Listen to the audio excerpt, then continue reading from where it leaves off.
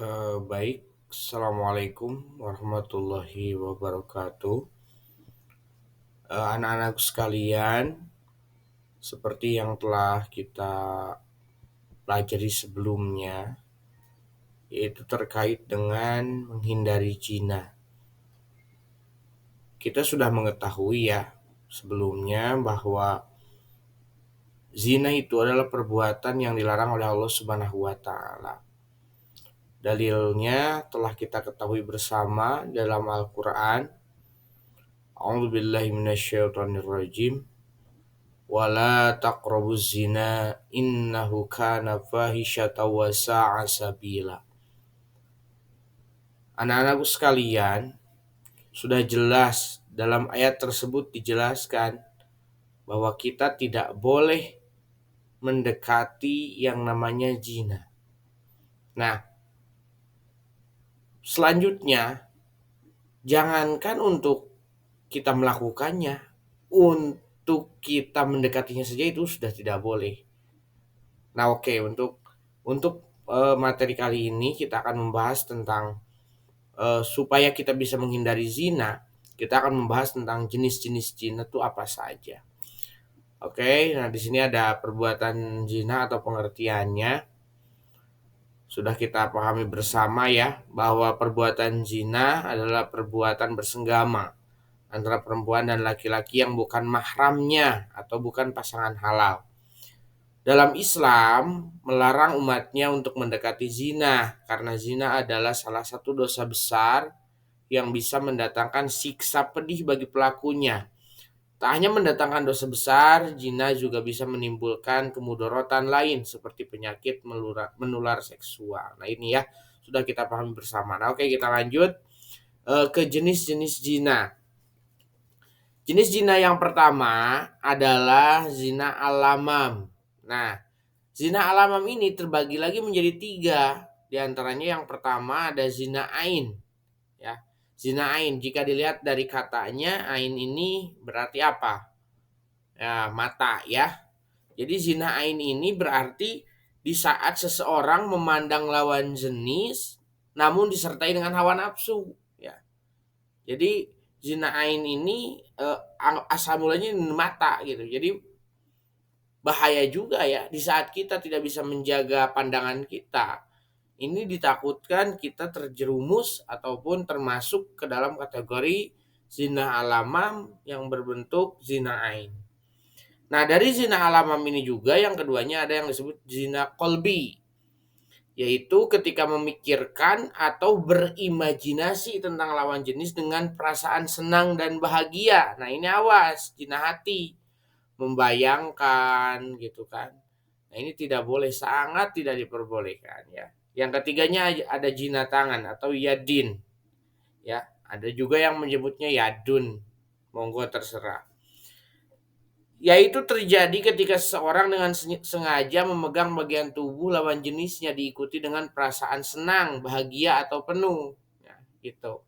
Nah, ini biasanya terjadi di anak-anak ya seusia kalian SMA gitu, sedang masa-masanya pubertas, ingin mengenal lawan jenis lebih gitu kan, ingin tahu ini dan itu dan sebagainya. Nah, itu harus dijaga ya supaya kita terhindar dari perbuatan zina tangan ini atau zina yadin ini. Nah selanjutnya dari kategori zina yang telah kita ketahui bersama ada yang disebut zina muhson dan zina goir muhson. Nah ini adalah zina yang memang benar-benar dilakukan oleh sepasang laki-laki dan perempuan gitu. Senggama yang ini udah dibahas kan kemarin ya, bahwa zina muhson ini adalah perbuatan zina atau senggama yang dilakukan laki-laki dan perempuan dan keduanya telah ataupun pernah melakukan pernikahan. Nah, adapun kalau zina goir muhson dia belum nikah ya. Ini gak usah saya perjelas kembali karena udah dibahas kemarin. Yang selanjutnya ada zina ucapan atau zina lisan. Nah, zina yang dilakukan dengan membicarakan lawan jenis yang bukan mahram atau tanpa adanya ikatan dengan rasa bahagia dan senang. Nah, ini awas. di saat kita berbicara, di saat kita mengungkapkan sesuatu, itu jangan sekali-kali menggunakan ataupun mengucapkan hal-hal yang memang tidak seharusnya kita ucapkan. Yang selanjutnya ada zina hakiki. Ini adalah zina yang dilakukan dengan cara bertemunya kelamin laki-laki dan perempuan tanpa ikatan agama. Nah, ini adalah zina hakiki ini yang tadi apa namanya, yang dimaksud zina muhson sama zina ghair muhson itu masuknya ke zina hakiki. Namun dalam hal ini saya pisahkan karena apa? Karena nanti takutnya kalian salah salah paham gitu ya. Nah, selanjutnya di saat kita berbicara masalah zina, maka kita harus takut ya terhadap dampak ataupun bahaya yang ditimbulkan dari zina ini. Di antaranya yang pertama, bahaya zina adalah dosa besar. Yang kedua, bisa menghilangkan cahaya wajah. Yang ketiganya, pandangan menjadi buruk. Yang keempat, mendapatkan sanksi sosial jika perbuatannya diketahui masyarakat. Terus pelaku zina akan disempitkan hatinya oleh Allah Subhanahu wa taala. Dan yang keenam, Allah Subhanahu wa taala akan mencapakan pelaku zina dan membuatnya tidak pernah cukup atas semua yang telah dimilikinya. Nauzubillahi min dzalik. Nah, oke, dalam pertemuan kali ini bisa saya simpulkan bahwa kita harus sama-sama menghindari hal-hal yang menjerumus terhadap zina. Jadi bukan hanya zina hakiki saja ya, namun zina-zina yang tadi gitu kan. Seperti berduaan dengan lawan jenis tempat sepi, menonton hal-hal yang tidak sewajarnya, seperti menonton film yang berbau pornografi. Hal yang paling utama yaitu selalu menghindari sinyal terjadinya sebuah perzinahan. Nah, oke, menurut saya intinya untuk menghindari zina ini, karena tadi kan bisa dikatakan bahwa zina itu banyak sekali ya macamnya.